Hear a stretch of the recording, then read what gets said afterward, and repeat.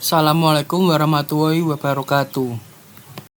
Waalaikumsalam Wabarakatuh. warahmatullahi wabarakatuh. Kami dari instansi Universitas PGRI Semarang Prodi BK ingin memaparkan tentang kekerasan berbasis gender online. Sebelumnya perkenalkan, saya Muhammad Dhani Rizky Arafat, NPM 231101110. Saya Devi Nur Oktaviani dengan NPM 23110170.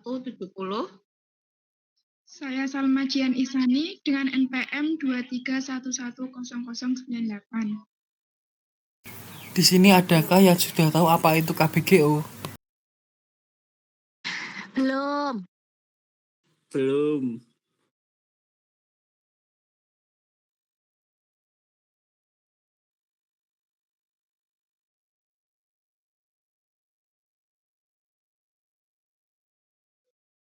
Apa sih itu KBGO?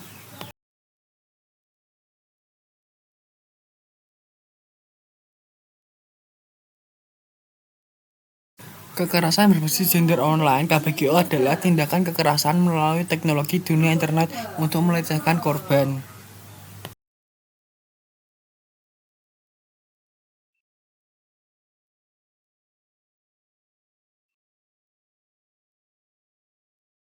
Fakta, di tahun 2022 temuan Komnas Perempuan mengenai KBGO ini mengalami peningkatan sebanyak 1.721 kasus dibandingkan tahun sebelumnya. Angka ini meningkat sebanyak 83%.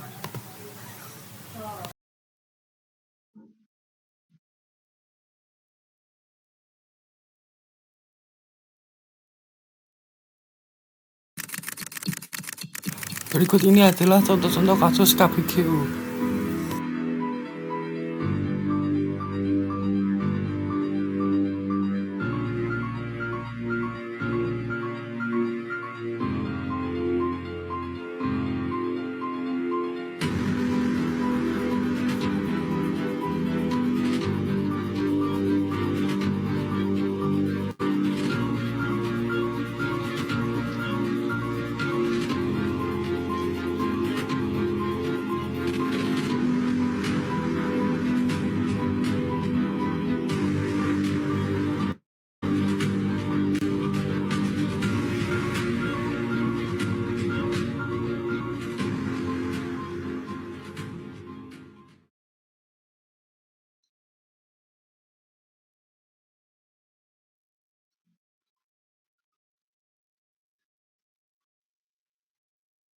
Perempuan lebih rentan menjadi korban KBGO daripada laki-laki.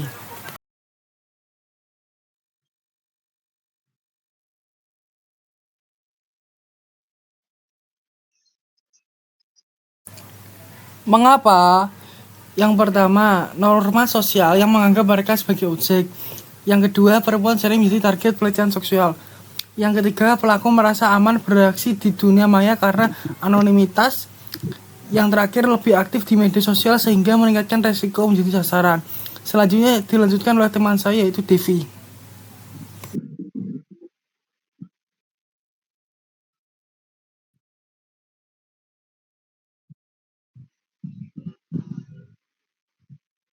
Nah, sebelum ke jenis tadi kan ada video kayak kasusnya kan, itu beberapa kasus yang menimpa beberapa kalangan perempuan dalam kekerasan berbasis gender itu. Nah, di sini jenis dan bentuk kekerasan berbasis gender online.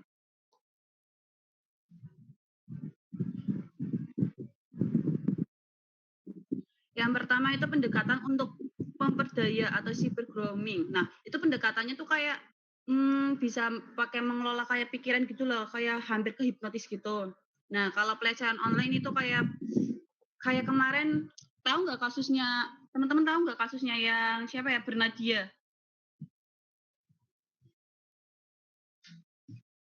Mungkin ada beberapa yang tahu ya, itu tuh kasusnya tuh kayak yang waktu dia konser terus pakai korset di luar itu. Nah, itu tuh kayak banyak banget yang komen negatif kan. Itu tuh termasuk itu pelecehan dalam online ya. Terus perantasan itu hacking itu kayak masuk akun orang lain tanpa perizinan. Terus konten ilegal itu kayak konten yang nggak pantas untuk disebarkan. Nah, berikutnya.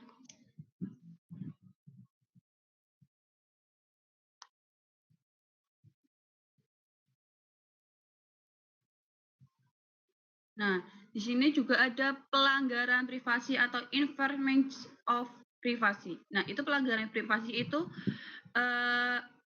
kayak misalnya kamu kayak ada video atau apa itu video orang lain yang disebarluasan tanpa seperizinan, itu kan privasi kan kalau video orang tuh. Itu termasuknya bisa itu.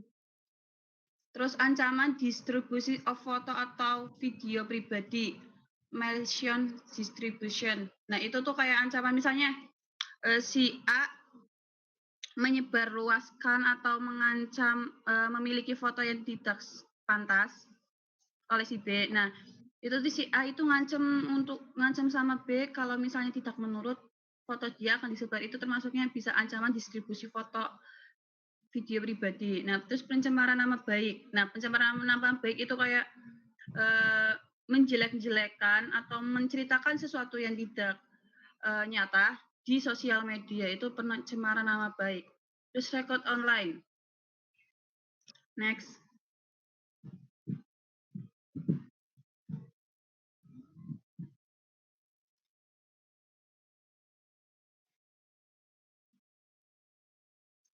Di sini juga dampak dari KBGO.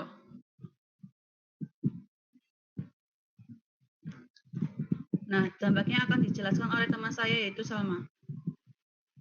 Baik, di sini terdapat dampak KBGO. Yang pertama yaitu gangguan kesehatan fisik. Nah, gangguan kesehatan fisik ini orang yang melakukan kekerasan KBGO bisa mengalami gangguan kesehatan, yaitu berupa fisik. Adapun yang kedua yaitu dampak psikologis, mengalami ketakutan, kecemasan, depresi, dan berniat untuk membunuh diri. Nah, orang-orang yang berpsikologis ini dia akan mengalami kecemasan, depresi, dan dia ingin untuk membunuh diri. Yang ketiga yaitu dampak sosial. Dampak sosial ini yang dirasakan oleh korban adalah mengalami keterasingan sosial, menarik diri dari lingkungan, dan mobilitasnya semakin terbatas.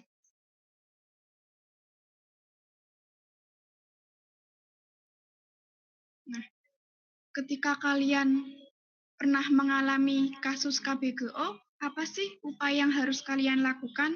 Nah, di sini ada tips upaya yang harus kalian lakukan ketika mendapat gangguan KBGO. Nah, yang pertama yaitu meminta bantuan kepada orang tua dan orang yang dipercaya. Nah, di sini ketika kalian mendapatkan KBGO, kalian supaya berbicara kepada orang tua, orang-orang sekitar, ataupun orang-orang yang kalian percayai dan orang-orang terdekat kalian. Yaitu yang kedua yaitu dokumentasi perbuatan untuk bukti. Nah, dokumentasi di sini kamu bisa men-screenshot bukti yang telah disebarkan melalui media sosial seperti screenshot yang sudah dilakukan. Adapun yang ketiga yaitu lapor dan blokir akun yang sudah digunakan oleh pelaku. Yang keempat yaitu mengatur privasi. Nah, mengatur privasi di sini kalian yang mendapatkan kasus KBGO, kalian bisa mengatur privasi agar data-data yang kalian posting di Instagram ataupun di media sosial lainnya bisa terjaga dengan aman. Selanjutnya,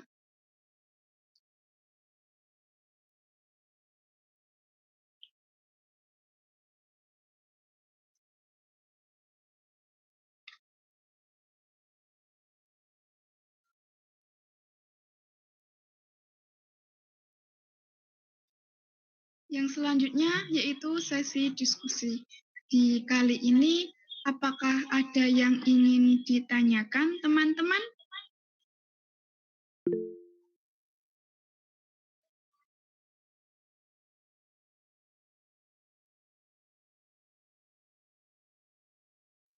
Oke, Mbak Sofi, apa ingin bertanya? Baik, terima kasih untuk kesempatan dan waktunya. Sebelumnya perkenalkan saya Nur Sofia. Saya izin bertanya pada Kakak-kakak, begini, eee, bagaimana sih, eee, bagaimana sih kita sebagai orang awam atau orang umum ya, menanggapi dapat menanggapi, berbagai kasus-kasus serupa di lingkungan sekitar. Nah, mengingat kan bahwasanya dampak dari sosial media ini cukup, berpotensi besar ya terhadap adanya tindakan seperti ini. Nah, bagi menurut Kakak-kakak nih, apa yang bisa, apa yang bisa kita lakukan untuk mencegah dan mencegah ataupun mengatasi permasalahan tersebut? Eee, dan apa juga yang bisa kita lakukan untuk korban yang mengalami hal serupa gitu?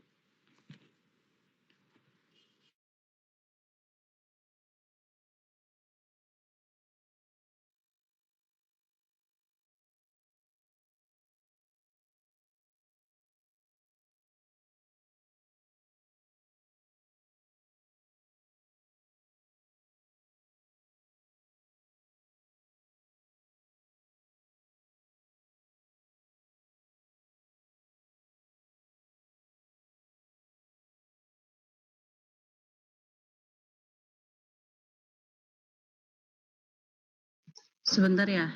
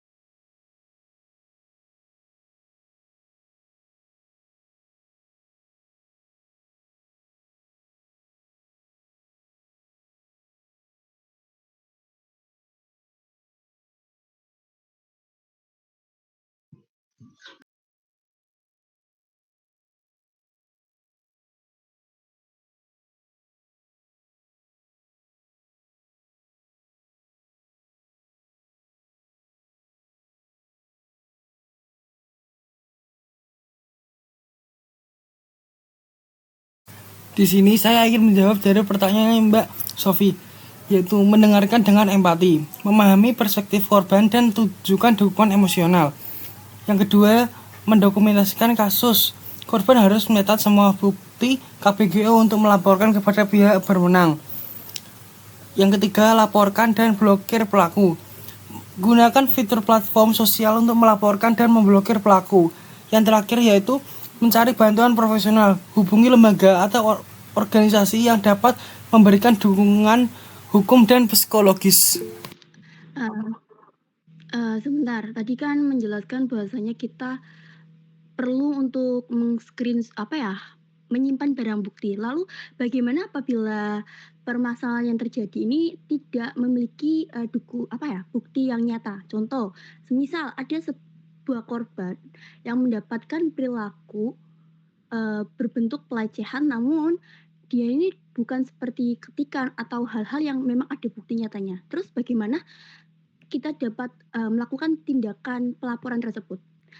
Dan, apabila ternyata kita sudah memberikan laporan kepada pihak berwenang dan pihak berwenang tersebut tidak memberikan tanggapan atau respon yang seperti kita harapkan, apakah ada, eee, apa ya, apakah ada tips atau trik dari Kakak untuk kita bisa menindaklanjuti hal tersebut, begitu?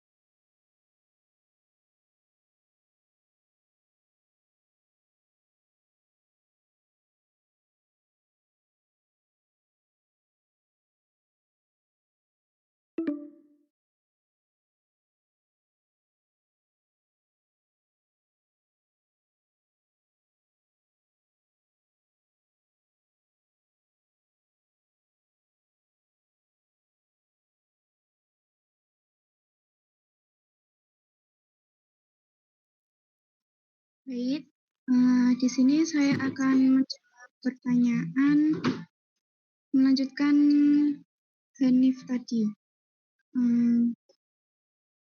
Adapun jika tidak ada bentuk nyata dan tidak ada respon dari pihak berwenang, kita dapat mengatasi dengan cara pertama yaitu mengumpulkan bukti, yang mana meskipun kita tidak ada bentuk nyatanya, yang penting itu kita memiliki bukti terlebih dahulu, seperti dengan screenshot, tangkap layar, ya, pesan-pesan komentar yang bisa merugikan kita sendiri. Yang kedua yaitu mencari dukungan dari komunitas. Nah, ini kita bisa bergabung dengan komunitas ataupun organisasi yang fokus pada isu KBGO. Nah, dengan kita bisa bergabung dengan mereka, mereka bisa memberikan dukungan dan saran yang mungkin bisa membantu dalam melaporkan kasus yang kita alami tersebut. Adapun yang ketiga yaitu menggunakan media sosial untuk meningkatkan kesadaran. Nah, di sini dengan membagikan pengalaman di media sosial, kita dapat meningkatkan kesadaran tentang KBGO sehingga bisa membantu menarik perhatian dan dukungan dari orang lain. Adapun selanjutnya yaitu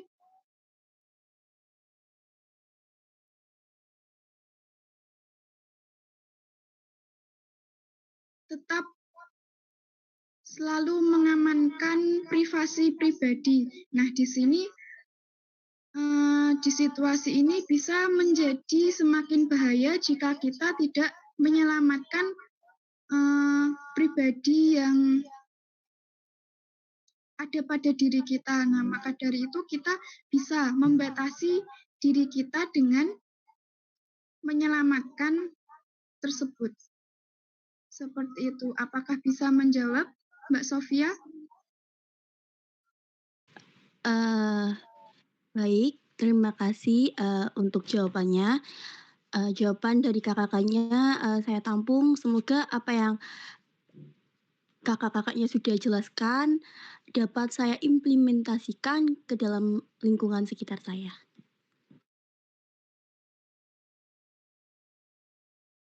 Baik, terima kasih. Oke, udah selesai ya. Terima kasih atas semua yang sudah bergabung. Untuk bisa dinyalakan kameranya untuk dokumentasinya.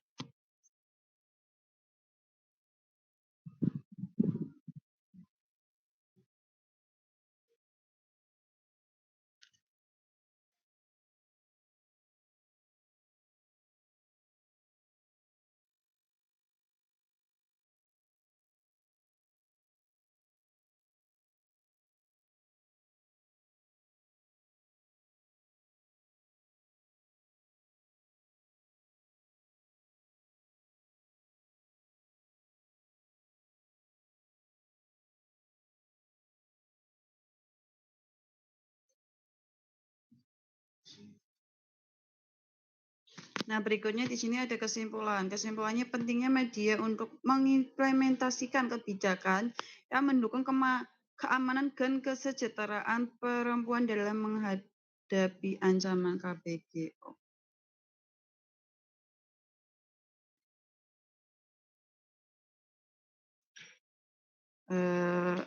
Sekian dari kami. Bila ada salah kata, mohon maaf.